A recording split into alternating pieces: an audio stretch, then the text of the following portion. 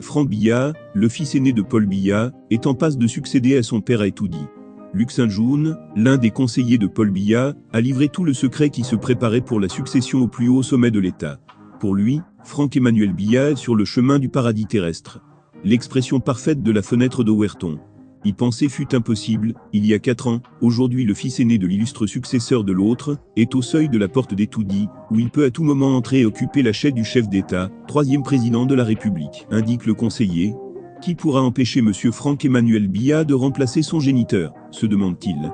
Le peuple, l'unique rempart, est malheureusement pris en otage par le tribalisme qui agit sur lui comme du formol, anesthésiant toute démarche de cohésion/union à mesure de réaliser un rapport de force en sa faveur.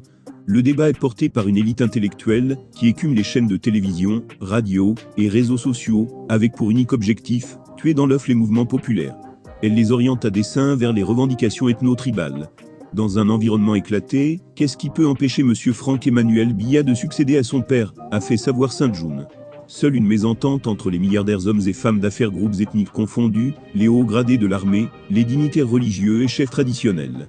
Quelques milliardaires et autorités traditionnelles sont au Sénat et au prochain chant du coq, ils vont assurer le retour de l'ascenseur. Il faut respecter le pacte, donnant. Quand il faut protéger ses biens, la tribu ne compte guère. Comme le CHAT*, le fils de l'homme tisse sa toile. Bien malin le comédien capable d'imiter sa voix. Ces stratèges comme des abeilles butinent partout où il y a du pollen. Sur le chemin de 2025, la caravane passe, les chiens aboient et se disputent les os, a-t-il conclu.